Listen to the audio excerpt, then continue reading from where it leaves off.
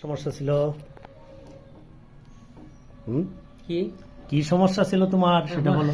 সমস্যা তো ব্রেনের টিউমার যে ব্রেনের টিউমার আছে, তারপরে কি করছিলা? তারপর তো এই যে ঔষধ দিয়েছেন খাইছি এসব। ব্রেনের টিউমার নিয়ে তো সরাসরি জন্য কি অপারেশন করছিলা?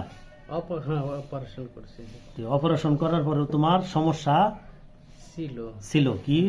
দিনে বা সপ্তাহে কয়বার খেস্তো? এই 3-4 বার খেয়েছি আর কি। দিনে 3-4 বার খেস্তা? হ্যাঁ। আর খিঁচুনি শুরু হলে কি একদম প্রস্রাব পায়খানা করে দিতে বলছিলেন না? আর সবই তোমার লেখা আছে। হ্যাঁ। তো এখন আমি ওষুধ দেওয়ার পরে তোমার আর খিঁচুনি নাই? না না, আল্লাহর রহমতে নাই। তবে জোরে বলো, আল্লাহর রহমতে। কি বললো? আল্লাহর রহমতে নাই। কয়দিন ধরে চলছে? কয় মাস? এই 2-3 দিন। না 2-3 মাস না কয় মাস? 4 মাসের মধ্যে তো আর তোমার খিচুনি টিচুনি নাই আল্লাহর রহমতে। মাঝে মাঝে প্রথম দিক দেওয়া যায় ওষুধ খাওয়ানোর 10-15 দিন পরে একটু নাড়া দিছি, এরপরে থেকে তার নাই। না, অনেক ইজিও ফিল করতেছ? আগেরটা হাত পায়ে কি শক্তি কি ছিল? শক্তি ছিল কম ছিল, এখন কি শক্তি বাড়তেছে? শক্তি একটু বাড়তেছে এরকম লাগে না? তো এক কথায় তুমি আমার চিকিৎসা দিনে থাকাতে কি উন্নতি এবং তোমার খিচুনি হইতে জনিত কারণে, মাথা ব্যথা হইতে কারণে তুমি গেছিলা পরীক্ষা করবা।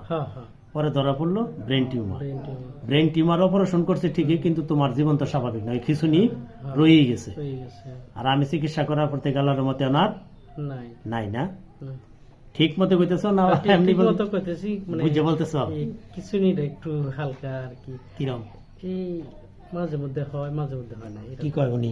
দেখেন আসলে মানে আগে তো একেবারে প্রস্তাব পায়খানা করে দিতা, মুখ দিয়ে সাবডা সুবডা এসে ধরতো। তাহলে আগে খিচুনির আগে ও করে একটা চিৎকার মারতা, বাড়ি বেহে দৌড় আরম্ভ করতো। তারপরে কি আপনার কোনো সেন্স থাকতো না? কাপড় চোপড় মানে পায়খানা প্রস্তাব করে দিত। আরে এখন কি তোমার এই কোন জাকি টাকি বুঝো? খিচুনি কোন জাকি বুঝো তুমি? কিছু বুঝো না? আচ্ছা যাই কোন আরাম আছে, অনেক আরামে আছো না? মাশাআল্লাহ, আল্লাহ হেফাজত করুক। দোয়া রাখো আমার লাগিয়া।